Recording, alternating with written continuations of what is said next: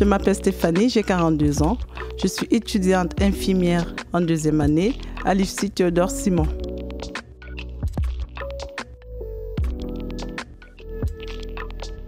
L'étudiant expert, un podcast original de l'IFITS. Un podcast par les étudiants infirmiers pour les étudiants infirmiers.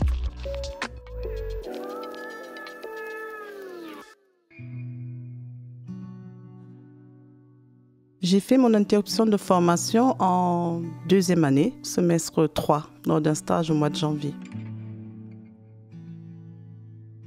Les raisons de l'interruption, déjà il y en avait plusieurs. Je pense que d'une part, j'avais l'épuisement, j'étais épuisée.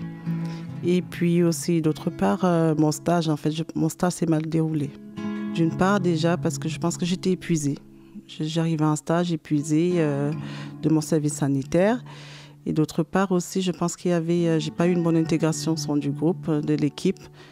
Et les horaires, je pense qu'avec du recul aussi, je pense que oui, les horaires en 12 heures, c'était pas évident pour moi. J'avais pas beaucoup l'habitude de travailler en 12 heures.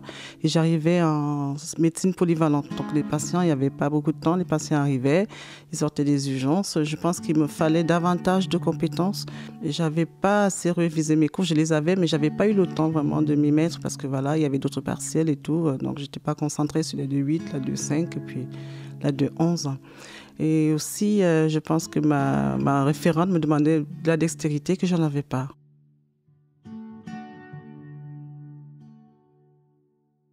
Elle me reprochait par exemple que je n'observais pas assez, que je ne m'étais pas assez impliquée. Et pourtant, moi, j'avais l'impression de donner le maximum en fait. J'essayais de faire au mieux. Et au fil des temps, elle ne comprenait pas qu'en deuxième année, je ne sois pas en capacité de faire ci, de faire ça. C'était très compliqué, limite humiliant. Donc moi, je rentrais et c'était très difficile. Je pleurais, je me sentais nulle, inutile. Je n'arrivais pas à comprendre ce qui paraissait évident. Pourquoi j'en étais là et peut-être que finalement, ce n'était pas ma place. Et aussi, je pense qu'avec du recul, les aides-soignantes, elles ne m'ont pas beaucoup aidée. Parce que oui, elles étaient exigeantes. Elles me disaient, oui, tu es en deuxième année, c'est pas possible, va faire ci, va faire ça. Et je pense que mon ego en a pris un coup. J'étais pas bien. Et puis un matin, en fait, j'avais fait mon tour avec l'infirmière et j'avais mon patient qui n'avait pas pris son petit déjeuner. Et en fait, j'avais oublié de servir le petit déjeuner parce que pour moi, les aides-soignantes, elles devaient s'en occuper. Et puis après le tour, il y en a une qui vient et me fait « Oui, mais ton patient, il n'a pas pris son petit déjeuner. » Et je me rends compte qu'effectivement, je vais passer avec mon petit déjeuner. Et je me précipite dans la chambre déjà. Puis il faut signaler quand même que je n'avais pas le patient le plus facile. Mais avec du recul, je pense que c'était le meilleur patient pour moi aujourd'hui. Parce que c'était un patient qui avait une insuffisance cardiaque avec toutes les complications. Et avec du recul, là, avec mes cours, je me dis, j'aurais peut-être été dans notre positionnement, j'aurais peut-être une autre disponibilité, peut-être c'était mieux, c'était le meilleur patient. Il avait l'air compliqué pour moi à cet instant-là, mais avec du recul, c'était un très bon patient. J'avais la possibilité de tout réviser. Et puis je les retrouve dans la chambre qui sont en train de parler, qui disent oui, ça va pas, je vais voir la cadre, on va interrompre sa formation. Et là, j'ai craqué. Et sachant que la veille, j'avais pas dormi parce que ma référente m'avait demandé déjà une démarche de soins. C'était une première démarche de soins que j'avais fait, il fallait que je rectifie. Je n'avais pas eu le temps, je finissais à 20h. J'avais travaillé sur ma démarche jusqu'à 4h du matin, donc j'avais dormi 1 heure. Et le matin, j'arrive, je lui dis que voilà, je ne suis pas prête, je ne pourrais pas te la présenter. Elle me dit d'accord. Quand j'ai décidé d'arrêter, je suis allée vers la cadre du service. J'ai demandé à lui parler. Elle m'a fait asseoir. Elle a été très à l'écoute, cette dame. Je pense que ouais, elle était très présente. Elle m'avait fait du bien ce jour. Elle a pris du temps pour m'écouter, comprendre. Et finalement, j'avais compris que ma référente était déjà partie la voir, soit disant que je n'étais pas assez impliquée, je n'avais pas fait ma démarche de soins et parce qu'elle me reprochait le fait peut-être d'avoir pas anticipé, pourquoi je n'avais pas dit à ma référente que je n'étais pas prête. Et puis, elle m'avait demandé d'attendre parce que j'avais une évaluation de mi-stage, mais je ne me sentais plus en capacité. Je me sentais épuisée, nulle et puis j'en pouvais plus. Et j'ai envoyé juste un mail à ma référente pédagogique et puis je suis allée dans mes vestiaires. J'ai pris mes affaires en pleurs et je suis rentrée.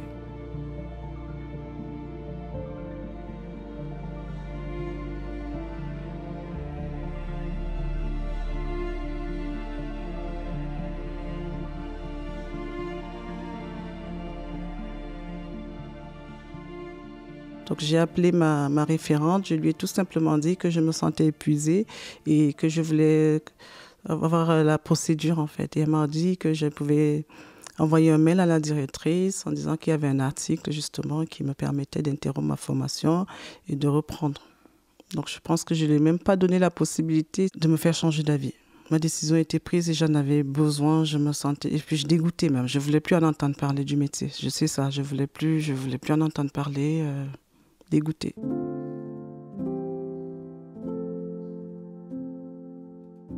Après l'interruption de ma formation, ce jour-là, j'ai beaucoup pleuré. Et quand mes filles sont rentrées, elles m'ont prise dans le bras, elles m'ont dit « Maman, c'est bien, elles m'ont encouragée ». Elles me disaient « Maman, c'est une bonne décision, tu souffrais beaucoup ». Et puis, mon mari m'a offert un voyage. Je suis partie en Afrique, il y avait la Coupe d'Afrique. J'ai coupé les ponts. Je répondais presque plus au téléphone. Par contre, je sais quand même que j'ai eu des camarades à qui, quand j'annonçais, me disaient « Oui, accroche-toi ». Mais c'était trop tard, j'avais déjà rédigé mon courrier. J'avais déjà envoyé mon mail, donc je suis partie. J'ai fait 2 ou 3 semaines et je suis revenue en France. Il faut bien travailler. J'ai fait des vacations en tant qu'aide-soignante dans un hôpital pendant 6 mois. J'ai fait des vacations et puis finalement je ne me retrouvais pas dans les vacations. J'avais besoin de stabilité à ce moment. Donc j'ai pris un contrat en CDD dans un hôpital. Donc j'avais choisi mes horaires, je ne travaillais pas les week-ends, voilà. Donc ça me convenait et puis jusqu'au mois d'août.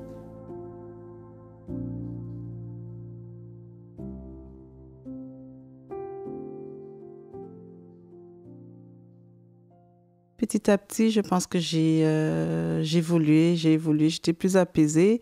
Et puis, j'ai gardé aussi un contact avec mes camarades. Donc, ils m'appelaient, ils me disaient comment ça s'est passé pour eux. Et puis, au niveau des partiels, ils me motivaient en me disant « Oui, tu aurais pu, c'était facile, on a validé ».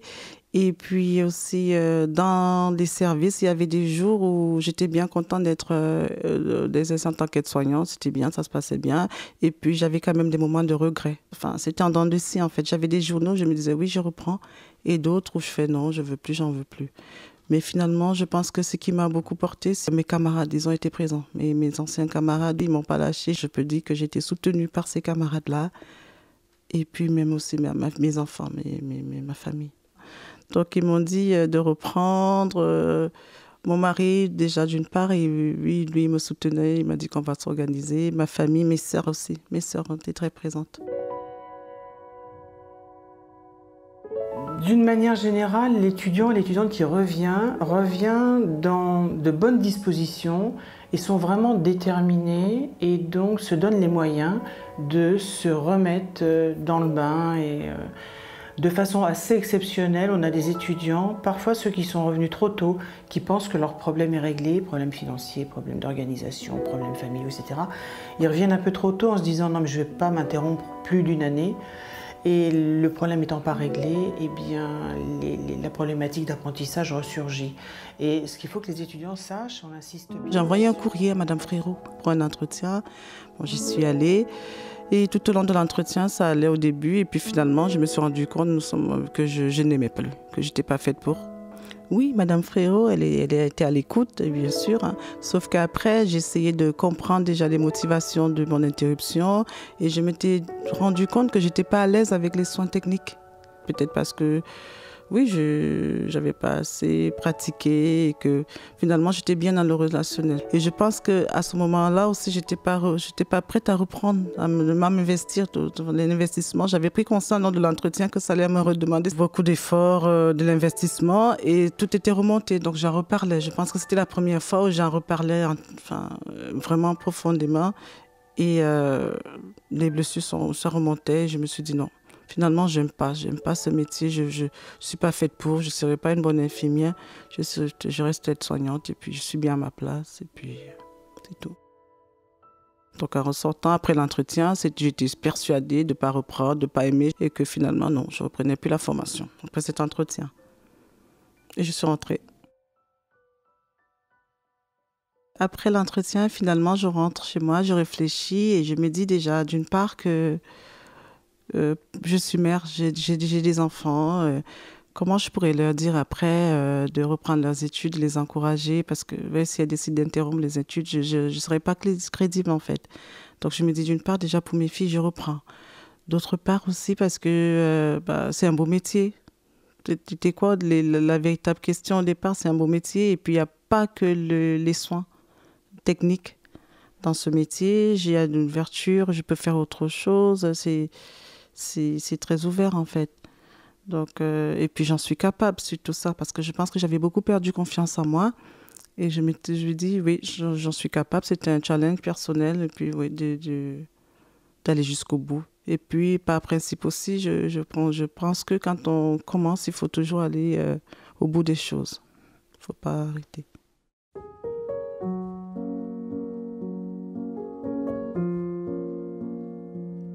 Et finalement, début septembre, je retourne à l'école, j'y vais, je me présente devant le bureau de Madame Frérot. Je lui dis, voilà, bonjour, je suis venue vous voir parce que je voudrais reprendre mes études. Et puis elle me regarde, elle me dit, t'es sûre? Je dis, oui, je suis sûre. Là, j'en suis certaine, sûre. Et elle me donne un rendez-vous et puis voilà, toutes les formalités administratives et tout. J'intègre la formation en mi-septembre.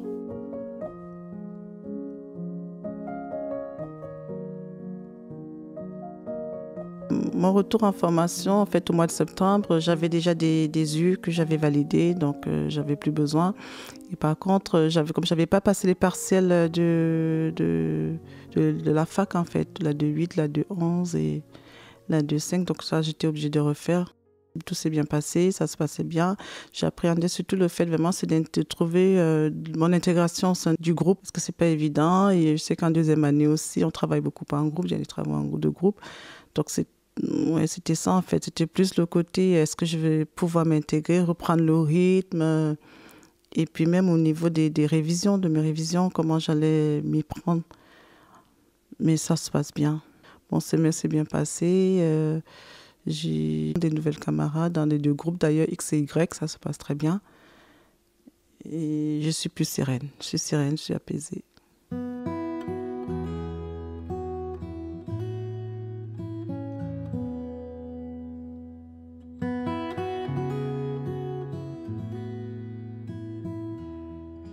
Je pense que ce qui, à mon avis, a changé depuis ma reprise, déjà, c'est mon état d'esprit. Je suis plus disponible à écouter. Même lors de mes révisions, je révise sereinement. J'avais plus de pression en me disant oui, il faut que je valide, alors que là, je suis dans un autre état d'esprit. J'apprends, j'essaie de comprendre les choses sans pression. Et puis c'est vrai qu'en première année, j'avais quand même toujours cette petite idée de me dire oui, il faut que tu valides, tu ne vas pas être la dernière du groupe, ou est-ce que ça va bien se passer, il faut que tu réussisses parce que tout le monde sait que tu as repris tes études, tes anciennes collègues au travail savent que tu seras infirmière, donc il faut aller jusqu'au bout. Là, j'ai plus ce rapport-là. Non, je vis ma vie, c'est pour moi que je fais, je ne pense pas aux autres, c'est d'abord moi en fait.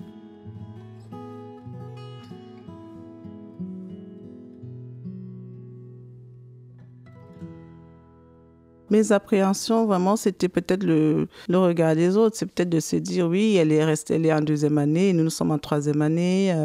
Mais c'était ça, en fait, que elle a repris, les autres avancent et toi, on a l'impression qu'on reste un peu derrière. Mais je me suis dit, c'est pas grave, c'est ma vie, chacun son rythme. Et puis, c'est ma vie, il s'agit de moi, je m'en fous de ce que les autres peuvent penser.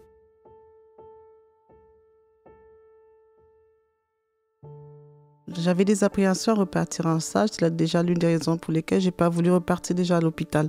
J'ai choisi un autre lieu. Un lieu de vie où c'était qui me convenait davantage en fait. Par rapport à mes attentes, déjà, j'avais plus de relationnel. Je n'avais pas vraiment beaucoup de soins, mais c'était un choix. J'avais fait ce choix pour réintégrer progressivement la formation, ne pas éviter tous ces jugements de valeur et tout. Oui.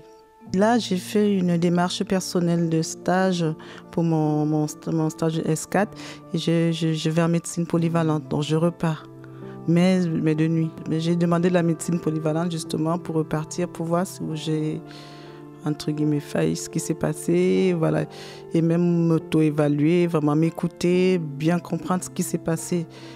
Et ça se trouve, je suis peut-être à l'aise, peut-être que j'étais peut-être pas en sécurité dans le premier stage ou disponible. Mais là, je repars en médecine polyvalente et j'espère que ça va bien se passer.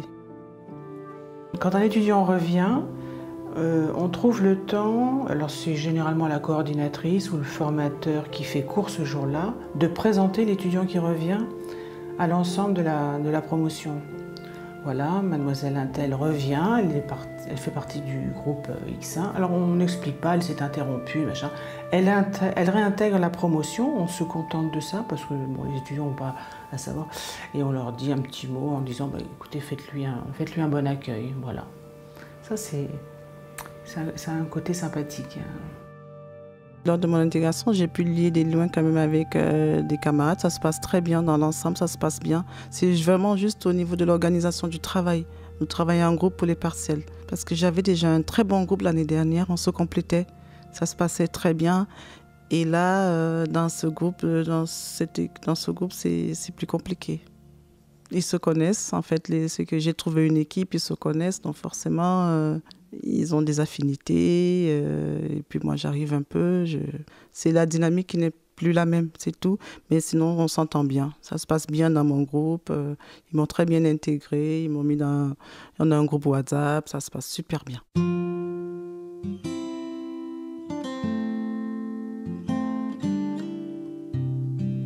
Reprendre le rythme des études, ça a été compliqué d'une part, déjà parce que j'habite très loin et à la distance aussi. Je suis quand même à 1h30, voire 2h des transports. Donc de me réveiller, oui, c'était compliqué, mais il y a cette motivation, je suis motivée, ce qui fait que le matin, j'ai pas de soucis. Enfin, j'ai cette motivation, il faut que j'aille jusqu'au bout. Donc le rythme était un peu difficile, la reprise, mais petit à petit, on s'y fait. Et puis, il y a les résultats aussi qui sont là, donc on s'est dit que les efforts ne sont pas vains. J'ai conservé des liens avec mes anciens camarades, c'est très important, ça compte beaucoup parce que d'une part, ils m'ont soutenu, ils sont très présents, ils m'encouragent, il y a des explications, il y a des astuces, on partage, c'est des échanges. Et je pense que même quand on interrompt sa formation, il faut maintenir ce lien, c'est très important parce que ça nous motive. Ça nous motive et puis surtout ceux qui sont là, ils nous encouragent et on se rend compte que même pour eux, c'est pas évident, mais ils s'accrochent. C'est important. Heureusement qu'ils ont d'ailleurs été là, mes anciens camarades.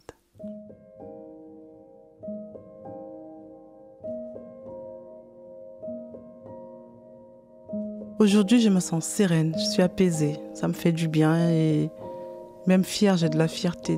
Je suis fière de moi parce que je reprends mes études, je suis apaisée. Je suis fière de moi aujourd'hui. Et c'est pour ça que j'encourage aussi tous mes camarades qui ont interrompu la formation de se dire qu'on peut interrompre, mais ça c'est pas un arrêt définitif. On a le droit pour plusieurs raisons d'interrompre sa formation, mais il faut reprendre parce que ça fait du bien. On en va jusqu'au bout, on va jusqu'au bout, on revient apaisé. La preuve en est que j'ai validé, j'ai tous mes partiels, ça se passe bien. Je me sens bien, apaisée. Mes ressources aujourd'hui, c'est d'abord ma famille. Et puis j'ai mes anciens camarades aussi. Je suis restée en contact avec eux. Mes formatrices, elles sont à l'écoute. C'est moi, en fait, j'ai l'impression que cette année, je les sens à l'écoute. L'année où j'ai arrêté, c'était une année particulière avec la situation sanitaire que nous connaissons tous, c'était le Covid. Donc on avait plus de cours en distanciel sur Teams. Alors que là, ça va, j'ai quand même des cours en présentiel. Même les formateurs, en fait, c'est mon ressenti, en tout cas, je les sens plus apaisés. Ou alors c'est moi qui suis davantage à l'écoute, mais il y a un changement.